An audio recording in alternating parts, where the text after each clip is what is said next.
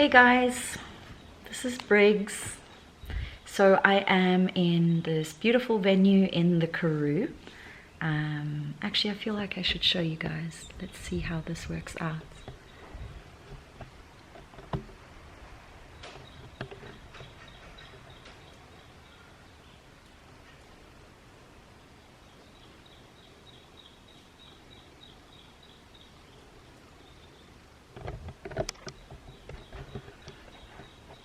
Right. Yeah, so I'm in a beautiful venue in the Karoo, 6.5 hours from Joburg, 9 hours from Cape Town, and I'm here all by myself, well, with my clients. We've just done private ceremony and it was absolutely beautiful. Obviously we had the moon last night as well, which was incredible.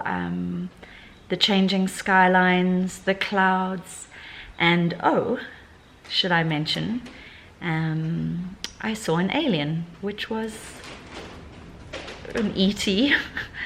Yeah, quite a beautiful experience actually. Once it noticed that it was noticed, it disappeared quite quickly, but it was beautiful. It was such a beautiful evening. This is not the topic of today's video, however. I wanted to chat through, I guess, what one could call the empaths' pitfalls, let's call it that. And basically what it's about is how empaths attach themselves to stories. All right, and obviously I'm speaking from my own experience here as the biggest empath around.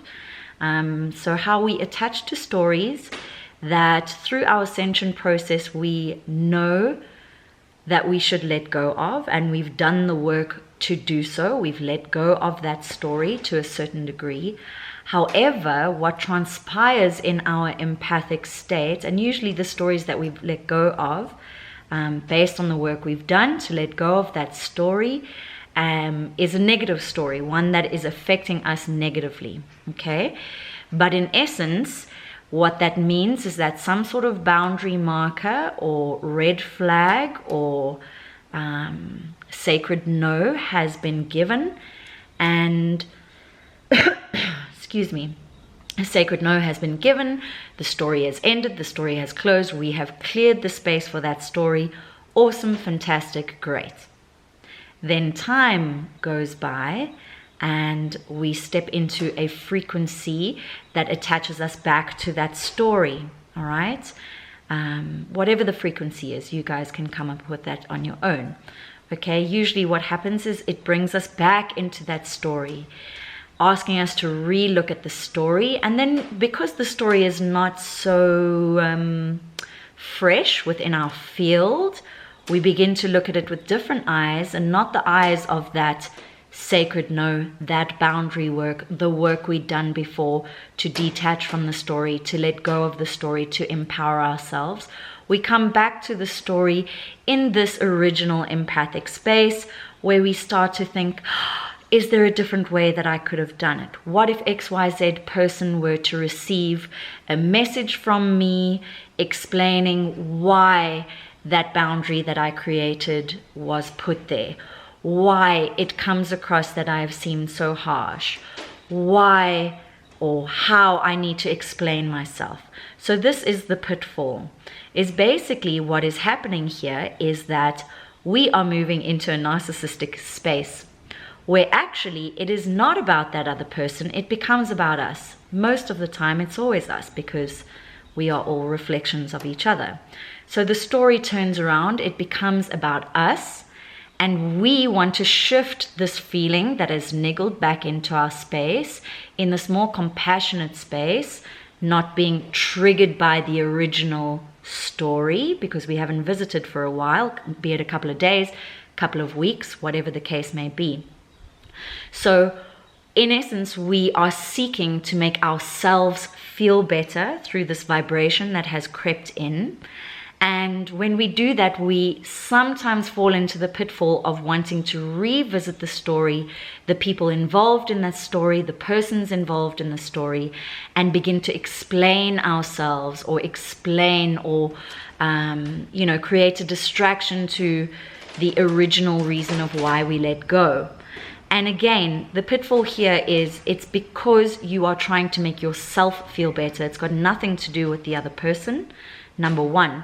Number two is you've already done the work. Please remind yourself and go back to the work that you've done, reminding yourself of why that original boundary marker was set in place. All right. Once you do this and revisit the trauma, in essence, revisit the wound, start to integrate that a little bit more, you might find yourself looking back at yourself and going, I was really only looking to re-look at this because it made me feel uncomfortable to create that boundary mark. And I am feeling as if the person that received my strong, empowered decision needs to be checked in on. So that empathic part of us wants to check in on that person and make it feel like we are not this big bad wolf anymore that that gave message A, B, C, or D. Does that make sense, everybody? So in essence, we are rescuing ourselves. We're being narcissistic by trying to pin it on the other person and projecting that we need to make sure that that person's okay. In essence, we're asking, why is this not okay with me? Why is this frequency crept in? What with regards to the wound is still open? What is still sore? What still needs to be integrated? All right. And clearly there's more work to be done for me. And that's okay.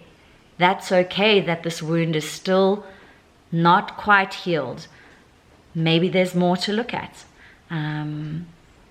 So yeah, that is my story with regards to, or my teaching today. Yes, it's based on a personal story. All the teachings are. That is why I'm an Ascension teacher.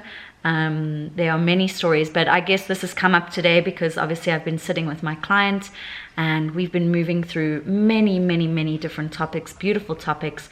So yes, I just thought I'd take the opportunity to share one of those as a teaching. I hope you've enjoyed it, guys. Please subscribe. Remember to pop onto library and just start making that transition to decentralized platforms, and whether it be library or anything else. This has been a big topic this weekend with myself and my client as well. So decentralize yourselves. Things are changing. Times are changing. You know that. You should know that by now. Yeah, challenge yourselves. Lots of love, guys.